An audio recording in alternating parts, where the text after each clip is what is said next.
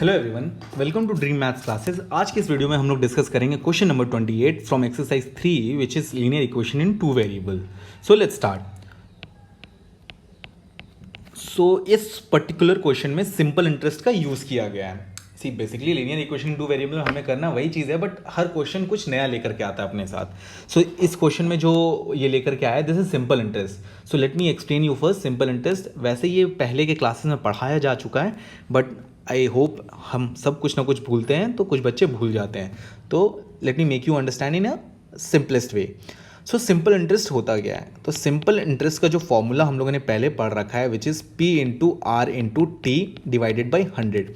तो आपको जानने की ज़रूरत है P होता क्या है। P is principal amount. तो प्रिंसिपल अमाउंट का मतलब कि आपने जो अमाउंट शुरुआत में कहीं पे इन्वेस्ट की हो, या किसी से ले रखा हो, या किसी को दे रखा हो, तो दैट इज़ अमाउंट कि आप जो शुरू में लेकर चले हैं P। ओके, अब ये होता है रेट ऑफ इंटरेस्ट की बात होती है, तो रेट ऑफ इंटरेस्ट, ठीक है। एंड टी जो है हमारा टाइम होता है, ठीक है। अगर मैं इसे इन तीनों चीज़ों को समझाने की कोशिश करूँ एग्जांपल के हिसाब से, मैं आपको समझाता हूँ। जस्ट सपोज कि मुझे पैसे की ज़रूरत पड़ी, तो अब मैंने बैंक से लोन लिया या कुछ भी लिया। बैंक से लोन मैंने 100 रुपीज़ ही लिया, ठीक है। ज़रूरत मेरी बहुत छोटी सी थी, तो 100 रुपीज़ मैंने लोन लिया उससे, ठीक है। और अब बैंक, ऑफकोर्स बैंक चाहेगा कि उसे कुछ फ़ायदा हो, तो फ़ायदा के लिए उसने ये बोला, फ़ायदे होने के लिए, तो सिंपल इंटरेस्ट उसने बोला कि 10% पे मैं सिंपल इंटरेस्ट पे दे रहा हूँ आपको 10%। तो रेट ऑफ इंटरेस्ट यहाँ पे क्या, 10% सिंपल इंटरेस्ट, ठीक है। अब मैंने कहा उसे कि मैं जो अमाउंट है, उसने बताया कि आप जितना भी रखो टाइम, लेकिन पर साल आपको उसके जितना भी अमाउंट ले रहे हो उसका 10% लगते रहेगा आपको, ठीक है। एंड मैंने रखा जस्ट सपोज कि 2 साल के लिए मैंने वो पैसे रखे बैंक के, 2 साल बाद मुझे लौटाने थे। तो how much amount I have to return him back. तो सिंपल इंटरेस्ट कैसे निकलेगा, मैंने आपको बताया कि 10% है आपका किसका, 100 रुपीज़ का। तो पर साल मुझे कितना एक्स्ट्रा देना पड़ेगा, 10%। तो 10/100 इंटू 100, सो 10 हमारा हो गया क्या, पर ईयर उस पर सिंपल इंटरेस्ट लग रहा है। तो 10 रुपीज़ बन रहा है, बैंक वालों का 10 रुपीज़ हर साल बन रहा है, ठीक है। और मैंने रखा उसको कितने साल के लिए, 2 साल के। तो T इज इक्वल टू, ये आपका कितना हो जाएगा, सिंपल इंटरेस्ट टोटल हो गया SI इज इक्वल टू क्या, P हमारा कितना था, 100 था प्रिंसिपल अमाउंट, ठीक है। रेट हमारा कितना था, 10 था, ओके। एंड T मैंने रखा कितने दिनों के लिए, 2 divided by 100, so the amount is 20। यानी उस अमाउंट पे जो सिंपल इंटरेस्ट बना मेरा 2 साल के लिए, ये कितना बना, 20।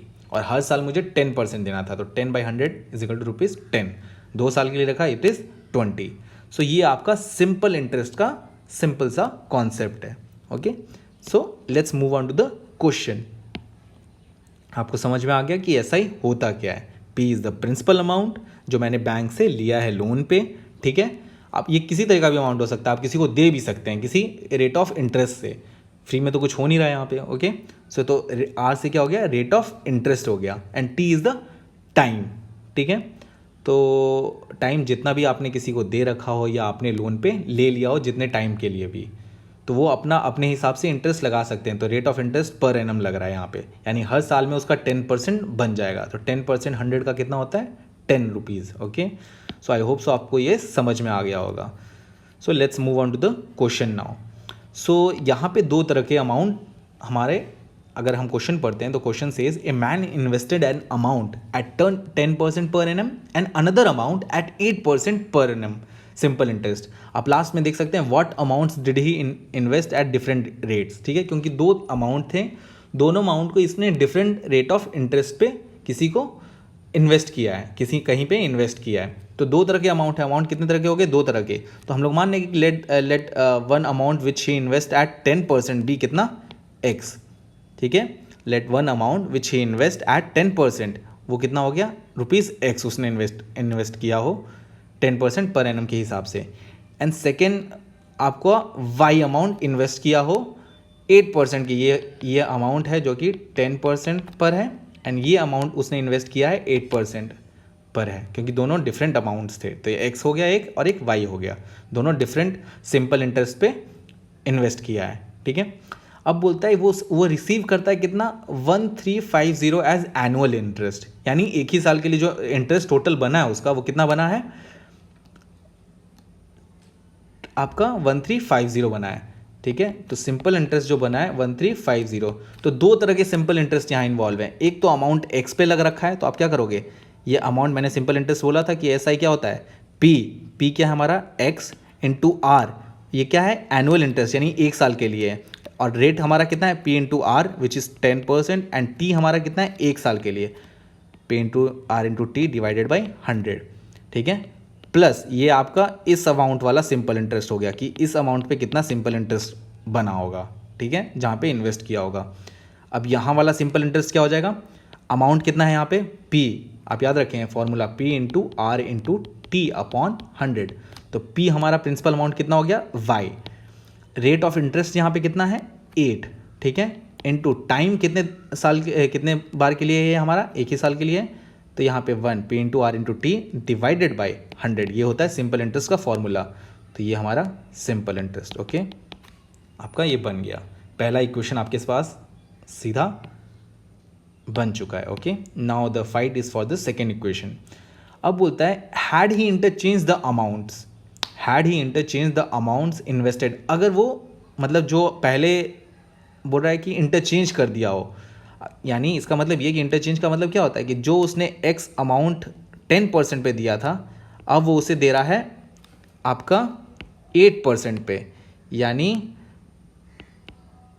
एक्स जो अमाउंट है उसको दे रहा है 8% पे, एंड वाई जो अमाउंट था उसको अब ये अगर ये इंटरचेंज कर देता, अगर ऐसा वो करता, वाई अमाउंट को दे रहा था 10% इंटरेस्ट पे, ठीक है। अगर वो ऐसा करता, क्वेश्चन कह रहा है had he interchange the amounts invested, अगर वो जो अमाउंट इन्वेस्ट किया है अगर उसको डिफरेंट रेट इंटरचेंज कर देता आपस में, तो he would have received 45% less as an interest. अगर आपको ये क्वेश्चन समझ में आ रहा हो तो ऑफकोर्स मैं यहाँ से एक चीज़ डिकोड करके निकाल सकता हूँ, क्या कि दोनों में से बड़ा कौन सा होगा। अब देखो कि ये पहले y 8% पे था एंड y को अब 10% पे लगा रहा है, ठीक है, y को 10% पे लगा रहा है एंड x को इंटरचेंज कर दिया है 8% पे लगा रहा है, यानी ये अमाउंट क्या होगा, ऑफकोर्स ये जब 10% लगा रहे थे हम लोग तो हमें ज़्यादा पैसे सिंपल इंटरेस्ट पे आए, बट अब जैसे ही मैंने ज़्यादा अमाउंट को थोड़े से कम इंटरेस्ट पे लगाया तो अब क्या हो जाएगा, मेरा 45 रुपीज़ लेस इंटरेस्ट आ रहा है, तो इसमें से 45 रुपीज़ डिक्रीज हो जाएगा। तो इस पर सिंपल इंटरेस्ट क्या बनता है मेरा, P into R into T,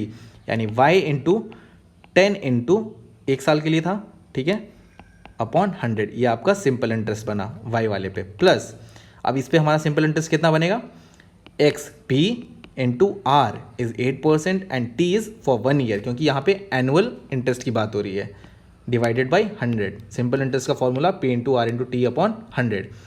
तो इन दोनों अगर मैं इंटरचेंज करके जो मेरा अमाउंट मुझे मिला वो 45 रुपीज़ लेस मिलता है इंटरेस्ट पहले से, पहले 1350 था, so now the new interest which I got is what 1350 minus 45 will be 1305।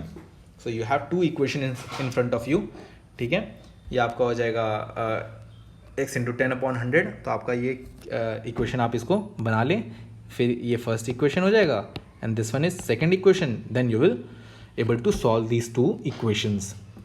तो आई होप सो आपको सिंपल इंटरेस्ट का समझ में आया होगा। सिंपल इंटरेस्ट जब भी आए तो P into R into T upon 100 आप याद रखें, इसी पे क्वेश्चंस बनते हैं हमारे सिंपल इंटरेस्ट के। तो यहाँ पे दो डिफरेंट अमाउंट थे, दो डिफरेंट अमाउंट दो डिफरेंट इंटरेस्ट पे मैंने दे रखा था, तो दैट्स वाई एक अमाउंट आपका मैंने मान लिया कि x हो गया जो कि मैंने 10% पे दे रखा था, और दूसरा अमाउंट मैंने जो इन्वेस्ट किया था उसे मैंने मान लिया y जो कि मैंने 8% पे इंटरेस्ट पे दे रखा था। So the amount which I got after 1 year is कितना 1350। सो सिंपल इंटरेस्ट आपने इसका निकाल लिया, सेकेंड वाले में इसका निकाला, दोनों को ऐड करके ही 1350 बन रहा है, ठीक है। सेकेंड टाइम हमने इंटरचेंज कर दिया आपस में, इंटरचेंज करने का मतलब जो x अमाउंट हम 10% पे कर रहे थे उसे हम 8% पे कर रहे हैं, अब 8% पे इन्वेस्ट कर रहे हैं, एंड जो अमाउंट अगर हम y पे कर रहे थे, y को हम कर रहे थे 8% पे, उसे हम 10% पे कर रहे हैं, ठीक है। तो हमें पैसे कम मिल रहे हैं पहले वाले से, तो ऑफकोर्स हमारा x अमाउंट क्या रहा होगा, ज़्यादा रहा होगा, ठीक है। दैट्स वाई अगर इस पर 10% अब लगा रहे हैं तो ज़्यादा मिल रहा है पैसा, कम में लगाएं तो हमें कम मिलने लगा, okay. So you have these two equations, now you have to just solve it, you will be getting the answer. So meet you in next video with different question. Thanks a lot.